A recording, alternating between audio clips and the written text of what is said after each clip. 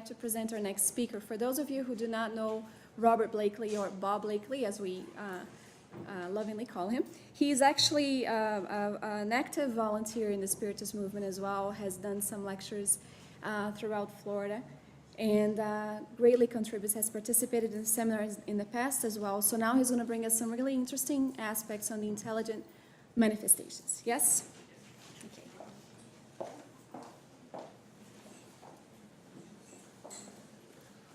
Okay. Good morning, everyone.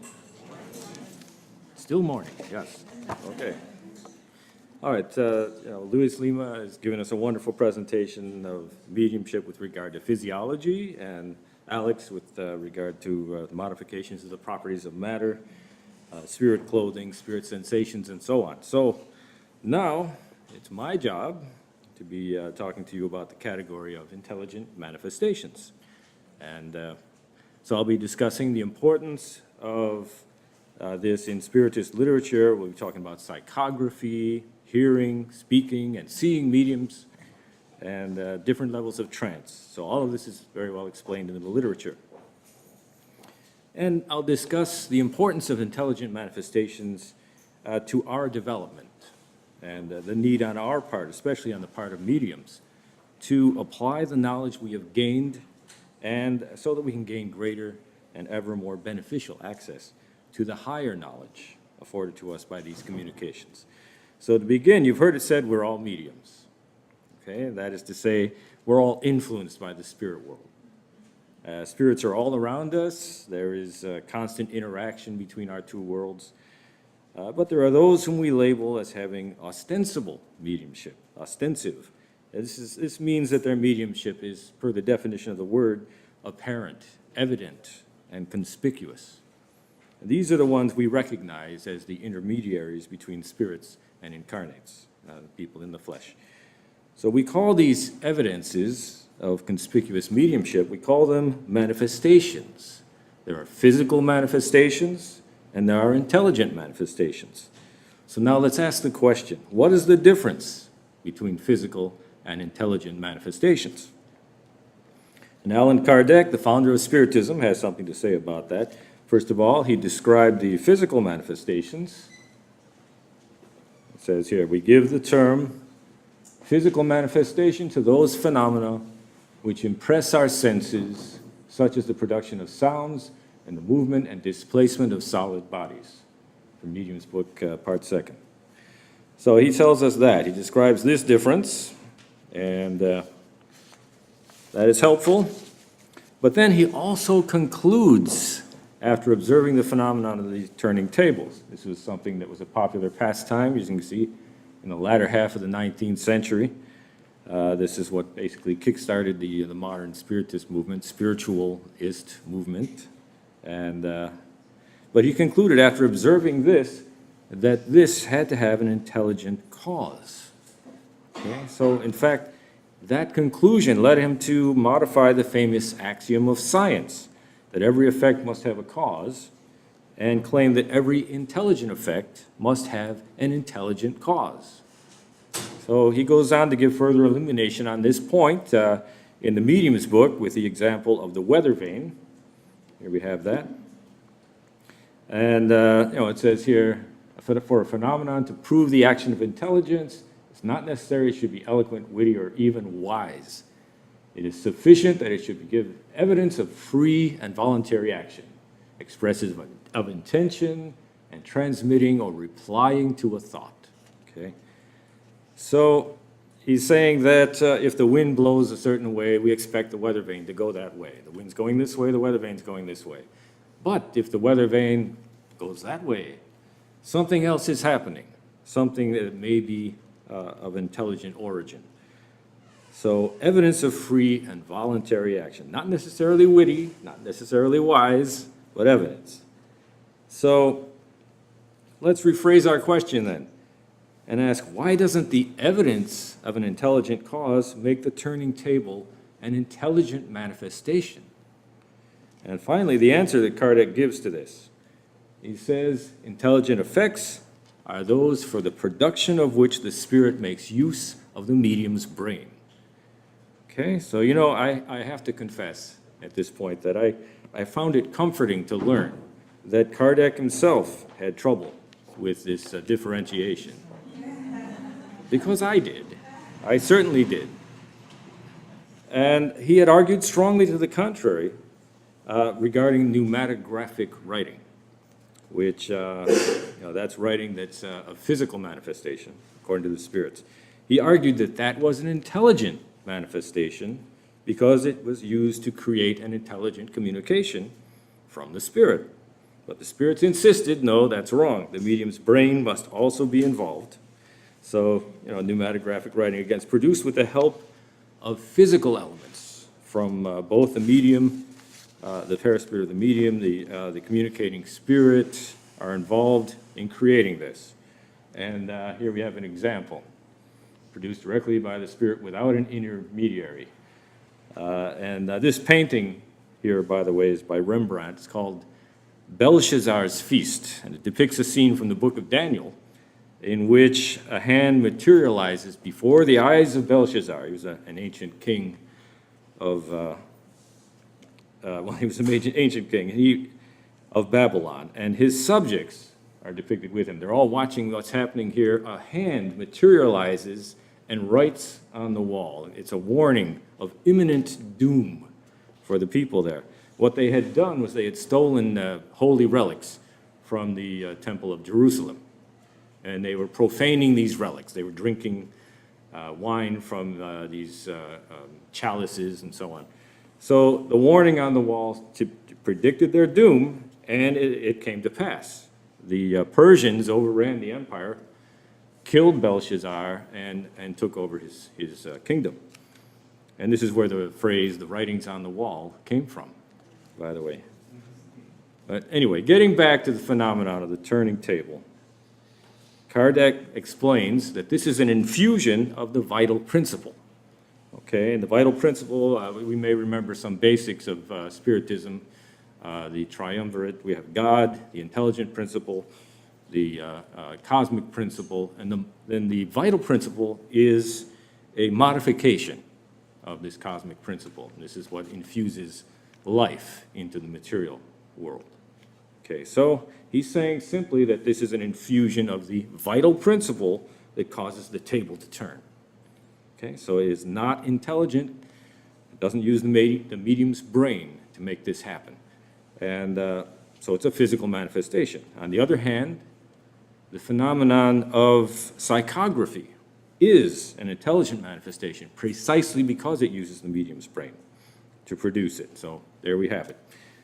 Now we might ask, now psychography is writing books. We have, the greatest psychographer of the 20th century was Chico Xavier. We have many, many books, as you know. So we might ask, what manifestations are intelligent by this definition? And to start, in addition to writing via the use of the medium's brain, aka psychography, we have hearing mediumship, known as clairaudience, and we have many different names for all these things, very confusing.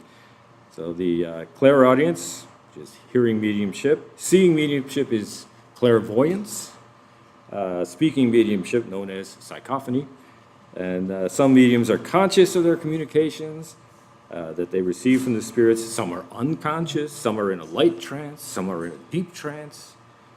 Some have control through moral ascendancy, some have control through intellectual superiority, and more than a few have no control at all over their mediumship. And we see this as obsession, fascination, subjugation.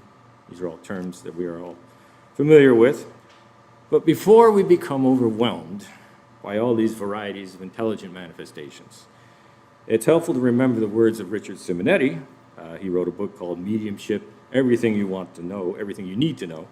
And he says these faculties aren't really all that different in their essence. They're specialties only. In other words, all these manifestations share a basic similarity in that there is an attunement between the communicating spirit and the medium. But each medium brings his or her own speciality into play. And Simonetti compares this to the specialized hearing of musicians, for instance, the musical ear. We're all familiar with people who can hear something once and reproduce it, Mozart could sit down to the piano after hearing something once and reproduce it on the piano. Can most of us do that? Not really. We might be able to hum the tune. That's about it. But some people have this special capability, and that's what mediumship is about. So we've already mentioned the opposite of pneumatography, psychography. So it's logical we could go on to another pneuma, which would be pneumatophony. That's the direct production of sounds by spirits. Its opposite is psychophony, or speaking mediums. Now, there are two types of speaking mediums. And we mentioned trance. There's conscious and unconscious. The conscious medium, working in a light trance, has at least some idea of what they're saying. They're aware of what's going on. This is quite a much more common type of medium. Then there's the unconscious medium in a deeper trance. Usually they have no memory of what they're communicating. But in either case, the speaking medium often gives utterance to instructions far above the reach of their own ideas, knowledge, and intelligence. And then there's a variation of this type of medium, the hearing medium. As it says here, these mediums hear the voices of spirits. Sometimes it's an inner voice that speaks to the interior consciousness, so you hear it within yourself. Sometimes it's an exterior voice, clear and distinct as that of a person speaking in the flesh. So they can hear that voice as clearly as you can hear me speaking to you right now. And so this type of medium often serves as an interpreter between the communicating spirit and persons who do not possess this type of ability. We can say Kardec made use of this. Kardec himself was not a medium, but he made use of mediums who communicated the thoughts and ideas of spirits. So then moving on, there's the seeing medium. Okay, we have seeing mediums see spirits when awake, in some cases in between the state of sleep and waking. And in other words, seeing spirits in your dreams doesn't really make you a seeing medium. We all have dreams, some of them more real than others, that we might recognize as something from the spirit world, but that doesn't make us a seeing medium. And I have here a picture of an opera house. There's an interesting anecdote in chapter 14 of the Medium's book that talks about a seeing medium who was at the opera, and he was describing what he was seeing. He could see people sitting in the vacant seats in the opera house, spirits watching the opera, enjoying the opera. He also could see spirits up on the stage who were trying to inspire the performers to make them perform better. In fact, one spirit came to them and actually said, you know, this performance is rather lackluster. I think I'll go up there and try to help them out. So he goes up on the stage and tries to infuse energies into the performance, and it did get measurably better. So, and then there were also spirits who were mocking, openly mocking the entire thing, making weird gestures behind the performers, making fun of them. So we have all levels of spirits in the spirit world that were represented in this particular story. So, but generally speaking, spirits, we don't see them every day. It's not an everyday occurrence. And there's a reason for that. We don't want to see spirits all the time. It'd be rather disruptive to our lives. If you can imagine what it would be like if you're driving down the road in heavy traffic and suddenly a spirit appears in the passenger seat next to you, you might have an accident. You might run into a tree or something, you know. So there is a practical reason for not having these things happen all the time. Now, getting back to trance, I have a lot to cover here, so I have to keep moving on. Trance states, I'll briefly touch upon. Trance can overlap with mediumship. There's a communication by a spirit through a person in a trance state. That's how it can. Or it can simply be an altered state of consciousness in which the spirit is less under the influence of the material body. So it's significantly more free from the body for a period of time so that it's able to see and to hear and even to interact with spirits in the spirit world. So this ability is restored. In the spirit world, this is our natural ability. So a person in a trance does not necessarily serve as an instrument of communication. Some of the various types of trance state, I'll go over those. We have spontaneous trance, induced trance, somnambulic trance, and ecstatic trance. So I'll just go over a few of those. Spontaneous simply means that which occurs naturally. Okay? So, whereas the induced trance, on the other hand, is it's induced. It's brought about by artificial means, such as hypnosis. And then there's a type of spontaneous trance called somnambulic trance. And here we have this. The somnambulist expresses his own thoughts, and the medium expresses those of another.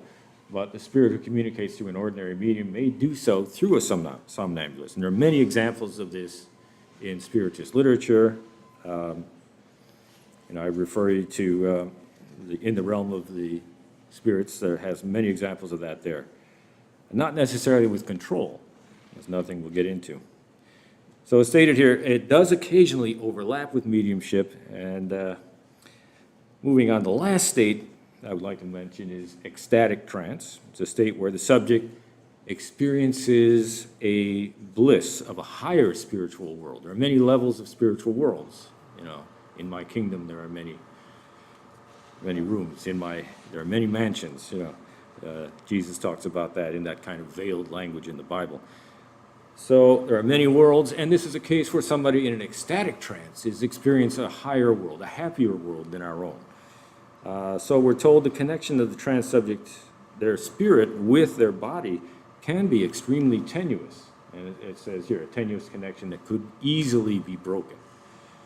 So we have that. The subject, enraptured with that world, sees his own world as perhaps rather empty, meaningless by comparison, and may need to be reminded that there are people that they care about in this world in order to bring them back. And so there's a very real danger of severing the connection. And if that happens, if the connection is severed, well, they may not necessarily get to stay in that higher spiritual world. Their own spiritual development may not allow them to have a prolonged stay. So, okay, having gone over all these various kinds of mediumship, how do we fit this immense variety into a framework that makes sense to us? I asked myself this question as I was preparing this speech, and for some reason an old quotation kept coming up in my mind by Marshall McLuhan. Now, this is somebody outside of Spiritism, but sometimes it's helpful to go outside and then come back. So I tried that. I went to Marshall McLuhan. He had this famous soundbite. Here in America, we're famous for our sound bites. The medium is the message. What does that mean? Okay, so he's talking about that. It's a very cryptic kind of quote and was very open to misinterpretation. And it was heavily misinterpreted by most people, including myself. I interpreted it to mean the idea that the message, the medium itself is more important than the message. And I rejected that idea, of course, but as many people did. And then I reasoned also that McLuhan, he wasn't even talking about mediumship here. He was talking about media, talking about things like TV, radio, newspapers, books, anything but mediumship. So, the medium is the message. Well, excuse me, the medium is the messenger, right? Okay. But anyway, I decided to check into it a little more and look at this soundbite, try to get into context about it. And I realized then he was talking about medium as an extension of ourselves. Now it starts to make a little more sense. Now it starts to have a connection to what we're talking about here. So I could see there might be an application. So he was not saying that the medium was more important than the message. He was saying that the choice of the medium, though, has an effect on the content of the message. So this is where I think we can apply this. If we consider that the content and style of communication of a spirit are affected by the instrument that they choose, the medium, as to how that message comes across. So the medium is the extension of the spirit, in this case, and the medium's transmission of the message is an extension of the medium, right? Then we begin to see that there's an effect here that's kind of important. The choice of a particular medium can dramatically affect the how and the what of the message that's being delivered. So it should be pointed out, of course, that this relationship between the choice of the medium and the ramifications of that choice is something that was actually well known in Spiritist literature, well before McLuhan came out with his little soundbite. But sometimes, as I say, it's good to go outside, come back with a fresh perspective, and maybe then we see something we didn't see, which is what happened for me. So I came back and looked, and I came across some things. But if we can agree that the main goals of mediumship within a Spiritist framework are to disseminate higher knowledge from the spiritual plane and to give charitable aid to incarnates and discarnates, we can see the choice of the medium who acts as the intermediary between the spirit world and the incarnate world, again, is very important. And there are a couple of very excellent examples of this in the book In the Realm of Mediumship by the spirit Andre Louise, psychographed by F.C. Xavier. There were given not only examples of the two types of psychophony, or speaking mediumship, but also explanations as to why one is chosen over the other in specific situations. It should be noted this is a book that is known as the Andre Louise series. It's part of that series. These books are a kind of chronicle, you might say, of the education of two spirits, Andre and Hilario. Hilario being the more outspoken of the two. They study various aspects of the spirit world and its interaction in the material world. So, and this particular book is about mediumship. And as we'll see, Hilario is one who is, we've all run into people that as soon as a thought comes into their head, it comes out of their mouth, unfiltered, pretty much. So Hilario's like that. So first, we're given an example in the chapter entitled Conscious Transcommunication, an example of conscious psychophony. The conscious speaking medium, as we mentioned earlier, enters into a light trance state, allowing the communicating spirit to make use of his or her vocal cords, but maintaining control via the superior intellect of the medium, hopefully, over the communication of the spirit. And so we have this in chapter 6, a medium, by the name of Eugenia, gives assistance to a troubled spirit named Liborio. He's a very disturbed entity, has been obsessing a woman for something over 5 years. Finally, this woman comes to the center seeking help. And after being separated from the object of his obsession, Liborio is assisted by Eugenia. Okay, so she again is a conscious medium. She maintains control while also assisting in helping to maintain his equilibrium. Her paraspirit draws away from her body, but not very far. So she's maintaining contact in the light trance. She keeps that conscious ability to monitor his thoughts, before he even speaks. She knows his thoughts and what he wants to say, and is able, through her superior intellect, to keep control. And Aulis, who is the spirit mentor of Andre and Hilario as they're touring the spirit world, compares her to a meritorious nurse helping a sick patient. Again, assisting in his desires, his needs, but setting limits on his expressions. And so that in this way she maintains a level of decorum, civility, protects the dignified atmosphere of the center. And this spirit suffers from what Aulis describes as a lacerated paraspiritual brain. In fact, so he's actually mentally impaired by this. We learn later that he died from breathing in toxic gases after he had gone to Carnival. He had been at Carnival for something like 3 days and 4 nights. Came home exhausted and sat down. First he turned on the gas. He was going to take a bath. He sat down on the bed for just a minute and then fell asleep and died. Also, he had a problem with a moral dilemma. He had left his mother was living with him. She was dying. She was in the apartment alone. He gave her medicine and then left for 3 days and 4 nights. So he came back, and of course she died as well. So this unfortunate accident damaged his paraspirit. And we see here that the help of a superior intellect, in this case, is what is best for this suffering spirit. Eugenia helps him. She remains conscious throughout the session and is able to read his thoughts and impulses, and helps him to remember the particulars of his death, in his previous life and the suffering that he caused in his mother's life. And he has a huge emotional reaction, and at that point, the spirit helpers come and take him away, and he is helped. So this is a necessary first step in his process, taken away for further assistance. And then we are given an example in the same book in chapter 8, talks about unconscious trance mediumship. A medium by the name of Selena is able to help a spirit by the name of Jose Maria. This was someone who was a landowner in his previous life. He owned many slaves and was very cruel. He cruelly mistreated them, especially those who tried to escape and were later recaptured. He would tie them to the whipping post, give them severe flagellations and other even more grisly forms of torture that I won't go into.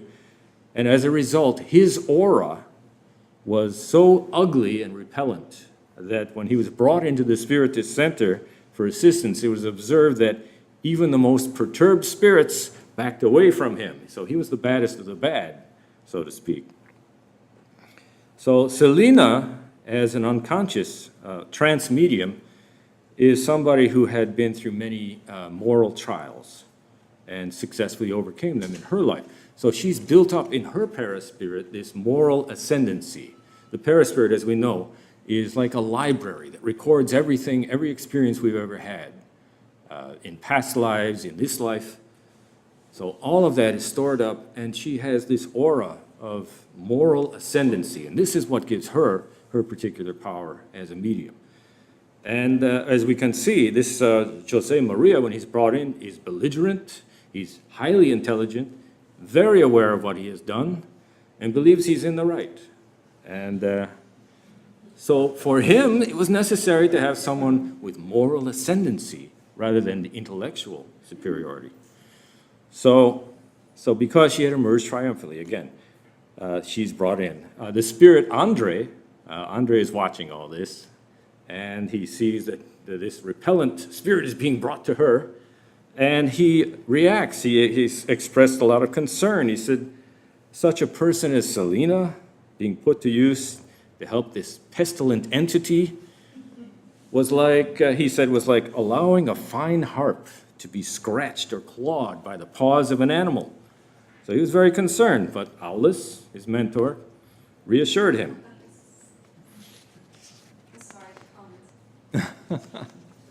Okay.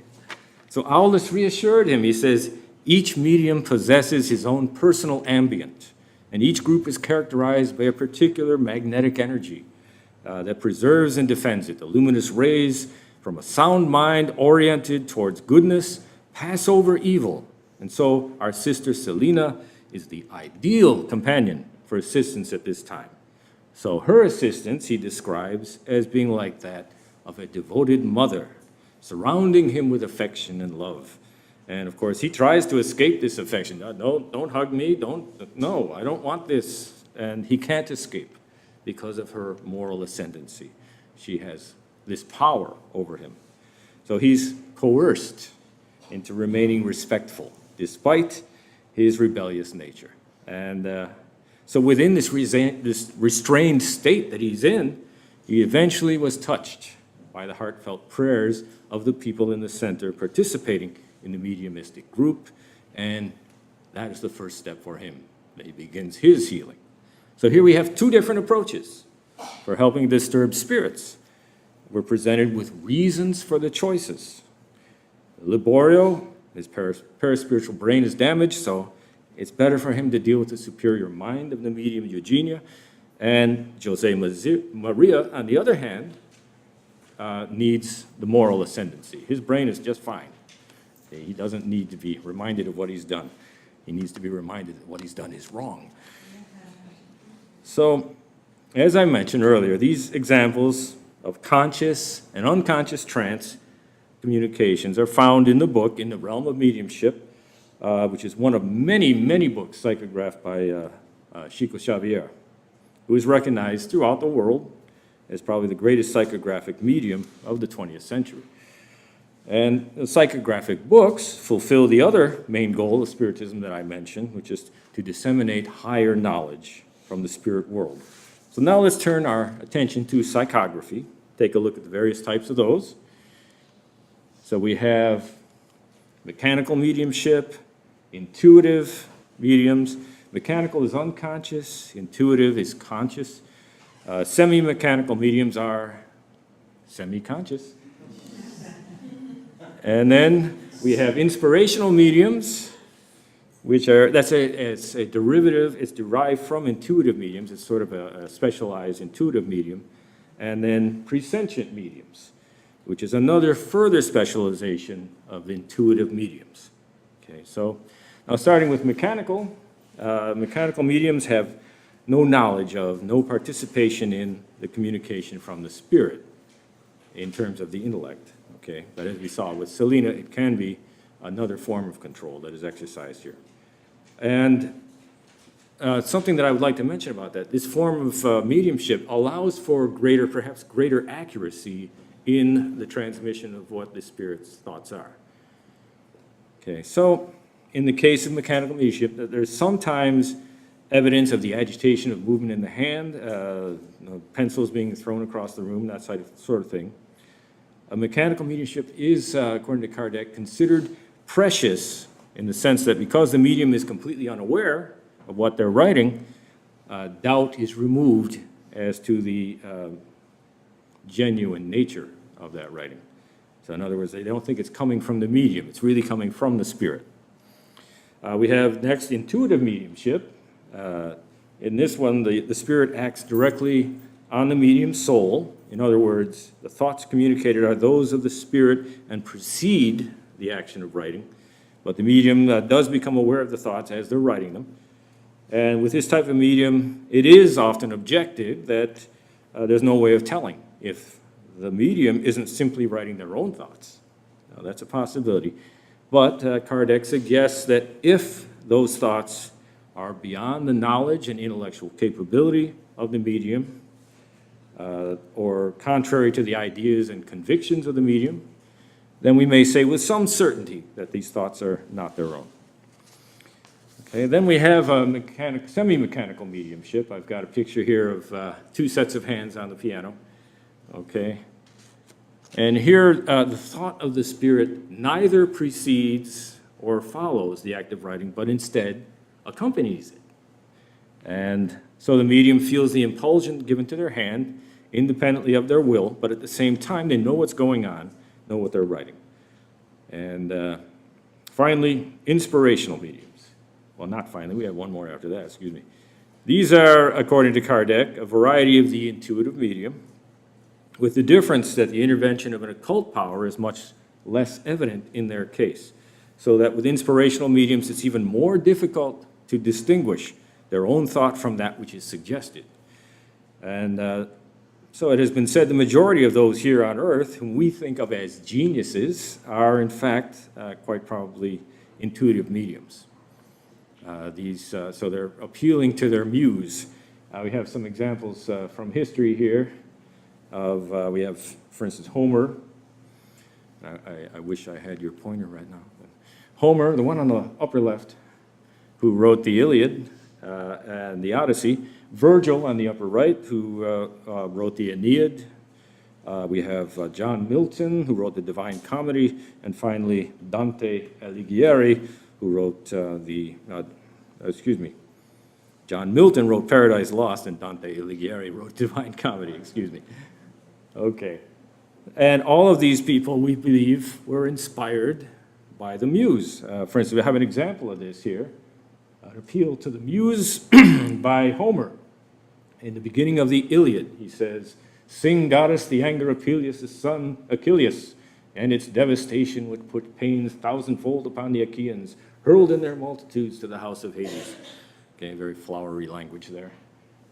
So he's appealing to Calliope, the muse of epic poetry. So appealing to a higher source. And we see this throughout history. Similar appeals for people who are trying to get this inspiration in order to tell their story in a better way. And then lastly, we come to presentient mediums. Okay, the picture here is of Edgar Cayce. You can see there. The sleeping prophet, as he was known. He predicted Atlantis would be found sometime in the 1960s, and in fact, that's where there was a discovery of a road off the coast of Bimini in Florida that some say was Atlantean. That happened in the 60s. So this faculty is sometimes the result of a second sight. They obtain glimpses of the consequences of things present, receive the affiliation of things to come, and also in many cases the result of an occult communication. So we can say that some fortune tellers have this ability. That sometimes mediumship, it's an actual communication from a spirit, sometimes a trance, sometimes second sight. So finally, let's move on to talk about what is important, the importance of psychographic writing. Why is that so important? Well, as I mentioned, it's precisely the medium's intelligence that's engaged in psychography, which is the written thoughts of a spirit using the mind of a medium. This represents a quantum leap forward in the communication between spirits and human beings. And Kardec puts it this way, in giving us an idea of the importance. He says, of all the means of communication with spirits, manual writing is the simplest, most convenient, most complete. You know, if you hear a speech, such as my speech right here, in an hour or two from now, you may forget half of what I said, or even more. But a book, it's not forever, but it's certainly a lot longer than a speech. So a book, and it's more complete. I went and saw the movie, but hey, I read the book, and the book was better. Okay, how often have you heard that? So it's the same thing here. But he says, the reason it's so important, it enables us to establish regular and continuous relations with spirits, and thus to ascertain their nature and quality, to learn their thoughts, and to appreciate them at their full value. Okay, so that's very important. You may recall way back at the beginning, I talked about Kardec and the turning tables. He sensed something more important was going on. That's why he stuck around for Spiritism. He sensed he had a mission, and the spirits themselves confirmed this. And as things went along, the spirits themselves developed more and more sophisticated ways of communicating. So we have this progression from the turning table to the planchette with simply something that held the pencil, to finally simply putting the pencil in the hand of the medium for much greater flexibility. So psychography came into its own, giving us access through psychographic mediums like Chico Xavier, Divaldo Franco, and many others, to a greater world. In fact, there's a book that's even called In the Greater World. So it points to the basic teaching of Spiritism, that the spirit world is the greater world, came into existence before the physical world, and will continue to remain in existence long after the physical has passed away. So it's immensely important for us, because we're made privy to a knowledge that is above and beyond the limitations of our own world. We get a sense of this from the words of St. Paul. Oops, I missed one there. Okay. St. Paul, he talks about this. Where would we be without mediumship? We'd have to rely on the wisdom of men. The implication here that such reliance would be like being led by a blind man. Okay. And so if we want to gain a perspective on the sense of the wisdom of man, we can look at this image here. The age of the earth, 4.6 billion years reduced to 1 hour. You can see here the advent of modern man is at 59.59.9 minutes. 1/10 of a minute left in the hour, and there we have it. So we haven't been around very long. And if we look at On the Way to the Light by Emmanuel, it talks about Jesus having been a pure spirit before the formation of the earth 4.6 billion years ago. So we can see that we haven't gotten all that far. There's a lot we can learn, and we can see this psychography as a way that we can learn. So the Gospel of Spiritism, written over 150 years ago, it tells us that the human race on earth is only a small portion of humanity. And we may not find it to our liking, but we of earth are depicted as the sick, the injured, the corrupt, the vice-ridden. There's a passage in the Gospel according to Spiritism that talks about how it's like we're the people of humanity that are the ones in prisons, the ones in the hospitals, and eventually, after we've been cured, we get out of the hospital. After we've served our time, we get out of the prison, and we move on, and we join the greater humanity. So, but it holds this promise for us as well. Just as sick people leave the hospital, blah, blah, blah. And the sentences are done. The spirits of men and women on earth will also leave Earth's environment and go on to happier realms once they've rid themselves of their moral frailty. So that's what it holds out to us. And it's right here, precisely here, that psychographic writing is of greatest importance. It gives us a glimpse of these other worlds, both the blissful and those that have more suffering. It gives a greater clarity of understanding about the consequences of our good and bad actions, and a source of inspiration. And I'm reminded of the words of Hilario. He says, if incarnate souls could die in the body only a few days every year, not like the physical sleep during which they recover, but with full awareness of the life that awaits them. And of course, Aulus steps in and says, well, it doesn't really work that way. But it really is the case with psychographic writing. If we think of it that way, it does give us that glimpse. It does give us that chance to step into these other worlds while we're still here. So that's the importance of that. And if we look at the fact, Chico Xavier alone wrote over 400 books. This is a further proof that this type of writing is genuine. Can you imagine anybody writing 400 books by themselves? Is that possible?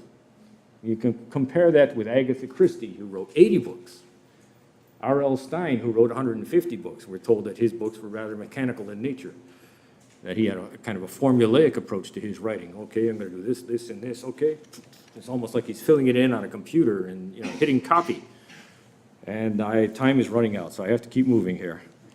Okay, so we have many examples of this psychographic literature. We have from 2,000 years ago and 50 years later, we have this sense of progression with the Publius Lentulus progressing as a senator who was very proud. I think the Roman way is the only way. Towards the end of his life, he started to learn a little humility. He came back as a slave, which shows you the process of reincarnation, giving us different perspectives that we need. We have, Emmanuel on the way to the light. We already talked about that. Gives us this idea of the longevity of creation. 4.6 billion years ago, Jesus was a pure spirit. We have Joan of Arc in the Middle Ages. This is a spirit who went through great difficulties and struggles and emerged triumphant. And in Paul and Stephen, inspiring faith. Okay, we have that. We get a clear picture of the early Christians and the struggles that they went through. So all of these give us windows on another world. And, so I want to end by saying, I know time is running out, so what's truly important about these books and all mediumistic communication is that they're inspired by the higher spirits. And we get a clear understanding from them of the path that we need to take, the path that we can follow to reach our ultimate goal, a goal shared by all religions, which is to become one with God. And this path is doubly important to those who have mediumship, those who are the instruments giving us these messages. They must raise themselves up through study, through morality, constantly elevating their thoughts so that their aura becomes more open to the higher truths that can be made available to them. And they can do this. How can we neutralize the influence of bad spirits? Well, by doing good and placing all your trust in God. So by being ever vigilant in our thoughts, in their thoughts, educating themselves, seeking to use this gift to help others, mediums who follow this advice are enabled to bring us a clear vision of a greater world, showing us, giving us an encouragement for the wonders that await us that can, if we persevere in our trials on this earth, deriving greater benefit from these trials through an increased awareness of the reasons that we must endure these trials in the first place. It's this increased awareness that Jesus referred to when he said, "To those who have, more will be given." And I will end there. Thank you for the opportunity to speak to you today.